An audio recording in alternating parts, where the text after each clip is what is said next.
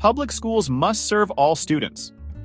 This applies regardless of political ideologies or religious beliefs teachers and their students might personally hold.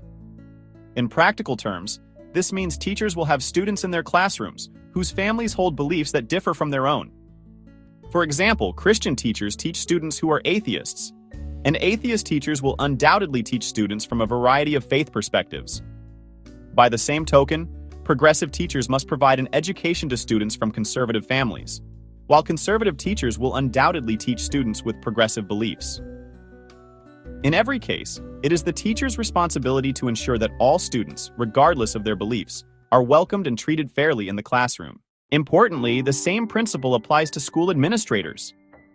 Principals must ensure that they work effectively with all teachers on their staff, even those whose political and religious beliefs differ from their own. Similarly, superintendents have a similar responsibility to ensure that their school division doesn't get caught up in political controversy. Education ministers in Ontario and Alberta recently issued directives intended to reinforce this reality. Specifically, Ontario Education Minister Paul Calandra sent a letter to all school boards reminding them that graduation ceremonies should focus on students' academic achievement rather than divisive or contentious issues. In simple terms, Calandra was reminding school leaders that parents and other community members do not attend graduation ceremonies to be lectured on the perils of colonization or reminded of conflicts in the Middle East. Rather, graduation ceremonies must focus entirely on the academic achievement of students who have achieved an important milestone. It is neither the time nor the place for political advocacy. Meanwhile, Alberta Education Minister Dimitrios Nicolaides recently introduced Bill 25 in the legislature, an act to remove politics and ideology from classrooms and amend the Education Act. Among other things, Bill 25 will require teachers to be neutral and impartial when delivering lessons to students. Bill 25 will also prevent school authorities from taking public positions on political, social, or ideological matters outside their area of jurisdiction. Currently, there's no shortage of school boards across Canada doing exactly that. From Edmonton Public Schools trustees demanding that the province amend the Education Act to include so-called undocumented students, to the Greater Victoria School Board in British Columbia declaring a climate emergency and encouraging other school boards to follow their lead. It's disappointing that Bill 25 is receiving pushback.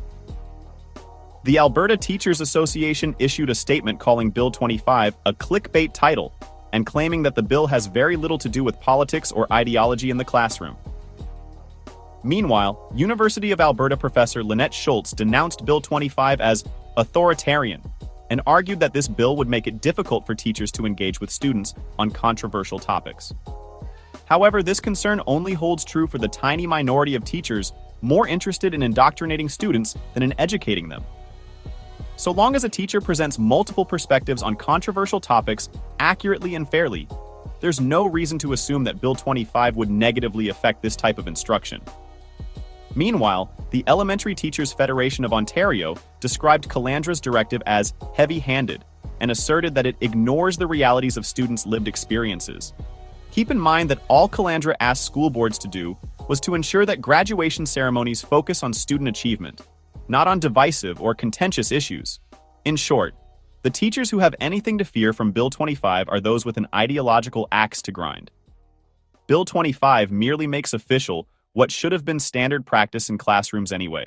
Without a doubt, public schools should focus on educating all students. This means keeping politics and ideology out of classrooms and ensuring that school boards pass regulations that stay within their appropriate responsibilities. Asking schools to remain neutral is not only reasonable, but it is essential for a well-functioning education system. Please like, share, and subscribe if you appreciate this content.